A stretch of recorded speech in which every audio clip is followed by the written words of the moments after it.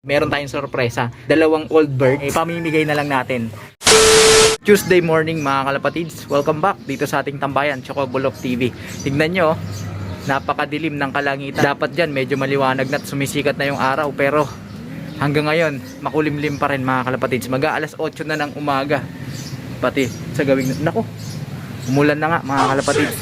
Sisimulan na natin yung transition mula dun sa rest ng ating mga alagang umuwi nung second lap into exercise o yung konting workout. I-introduce na natin uli sa kanila yung pag-workout, pag-exercise. Kaya lang eto umulan naman, so hindi tayo makakapag toss or low flying.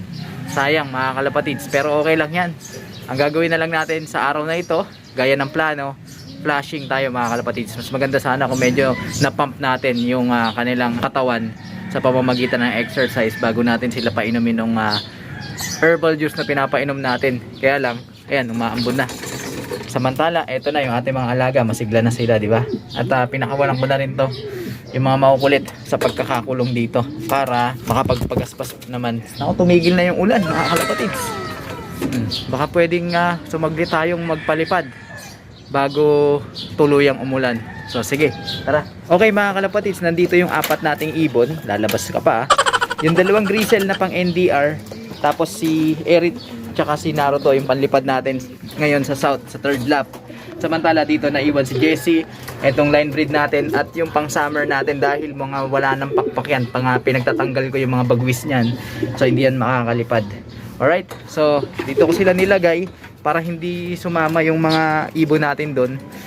Sama-sama na lang o sabay-sabay na lang natin silang pakakawalan dito para sabay-sabay silang rumonda. Okay? So tara, pakawalan na natin. Ayan, mukhang sisikat na yung araw mga kalapatids. Ayan, banat. Hindi pa marunong yung isa, oh. Dadapo pa sana. Sapat naman na siguro yung pahinga nila, yung dalawang ibon natin, simula nung dumating sila nung linggo. Kaya kailangan mag-transition na tayo sa pagbibigay ng workout sa ating mga alaga, kasi hindi naman maganda pagka lagi na lang silang nakapahinga. Kailangan mabuhay yung kanilang dugo. Makakatulong din yan para magkaroon sila ng magandang appetite at yung kanilang blood circulation ay gumanda. Ayan yung ating mga ibon. Sinabay ko talaga dun sa mga bata dahil baka sakaling maprolong nila yung paglipad nila, kasi pagkaganyang edad at hinahagis na natin sa malayo ay hindi na masyadong mahilig lumipad. Kaya sana kahit papaano tumagal yung kanilang liparan, mahatak sila ng dalawang ibon natin na young bird. Samantala ito, gustong gusto na nilang lumabas, oh. Kaya lang di pwede, wala kayong pakpak, wala kayong lisensyang lumabas.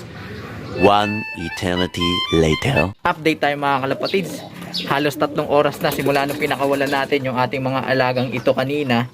Ngayon nagsipasok na sila. Samantala yung dalawang grisel mga kalapatids, eto, nagsasanay ng tumambay dito. Iniwan ko nga sila kanina at pinalikan ko na lang dahil meron tayong ginawa. Pero hanggang ngayon hindi pa rin sila pumapasok. Tignan natin kung papasok sila pagka nagpatuka na tayo sa ating mga alaga. Mag-aalas 10 na mga kalapatids. Tignan natin kung nagbunga ba yung ginawa nating disiplina sa kanila.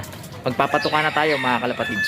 Ito yung bibigay natin mga kalapatids. Breeder mix na merong halo ng pellets.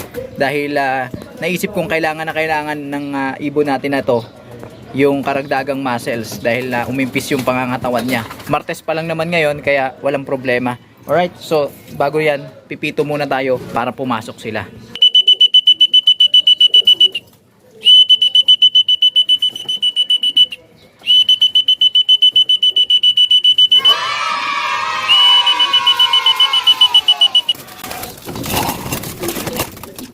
Ayan sila mga kalapatids, halos mauubos agad nila yung nilagay natin. Konting patuka lang yon, good for 3 birds. Di sila magpipilian. Uubusin nila yan, mag-uunahan sila. At kung napansin nyo, pagkapito natin kanina, pumasok na agad yung dalawang ibon natin. Hindi na nila hinintay pa na maglagay muna tayo dito sa patukaan natin. Akala ko nga hihintayin muna nila bago sila pumasok, pero pumasok na agad sila pagkarinig ng pito. So indikasyon yon mga kalapatids na natuto sila at nadala sila dun sa ginawa nating disiplina at parusa nung mga nakaraang episode natin. So success yung ating ginawa mga kalapatids. Kahanap na sila ng tubig mga kalapatids. Tama-tama, uhaw na sila. doon natin ibibigay yung ating herbal juice na yun ang pinaka-purpose natin sa araw na ito. Makakatulong sa pag-cleansing, pag-flushing, sa lahat ng toxins, lalo-lalo na ng dalawang ibon nating pinanlipad nung linggo. Samahan nyo pa ako. Ayan, gaya ng dati, salain natin mga kalapatids.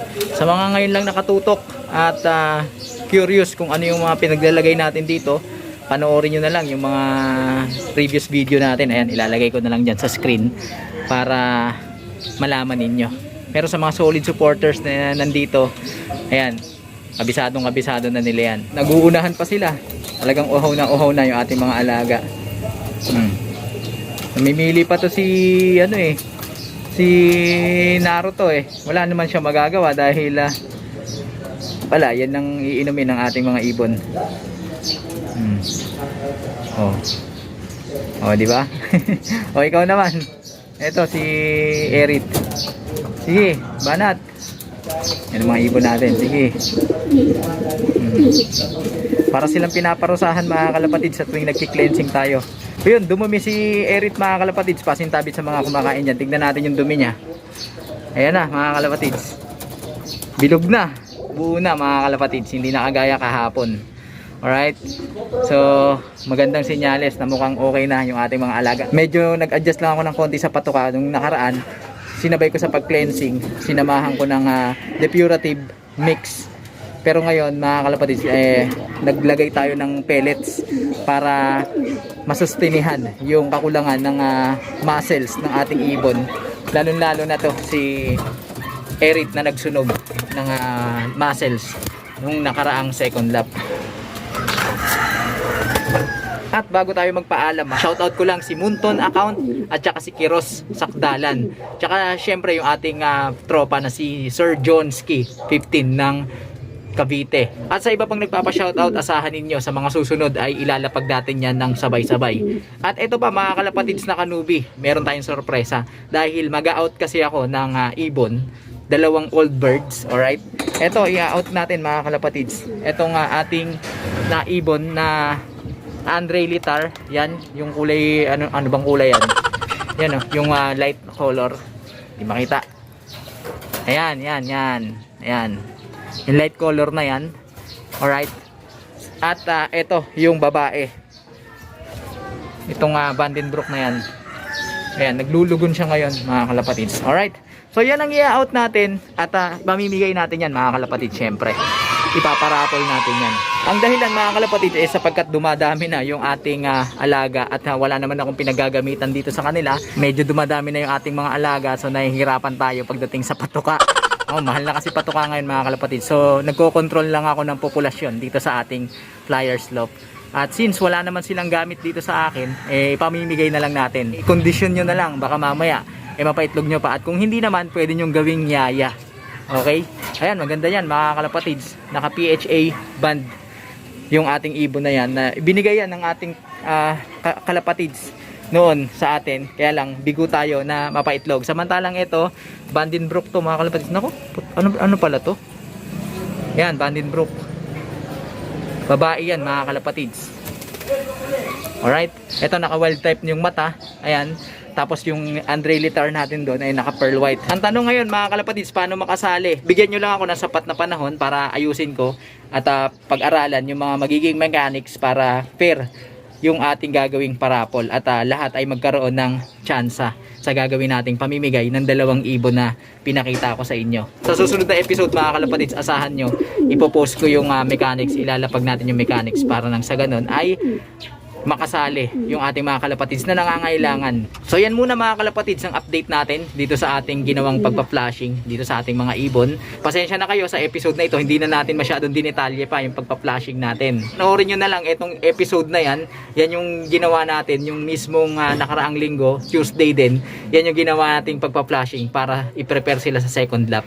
So ganun din ang ginawa natin para i-prepare sila sa third lap sa darating na linggo. Alright mga kalapatids, so maraming salamat sa inyong pagtutok dito sa ating munting tambayan. Kung nagustuhan mo ang video, paki-like naman at paki-share na rin Mag-comment ka na rin kalapatids. At sa mga hindi pa nakapag-subscribe dyan, ano pang hinihintay nyo, mag-subscribe na kayo, hit nyo na notification bell para nang sa ganun updated kayo sa ginagawa nating kwentuhan na kapupulutan ng mga kaalaman. Suportahan ang ating Facebook page sa pamamagitan ng pag-follow sapagkat doon tayo nakiki-interact sa mga kalapatids natin na nagtatanong personally. Ano mga kalapatids, hanggang sa susunod natin pagkikita. Paalam!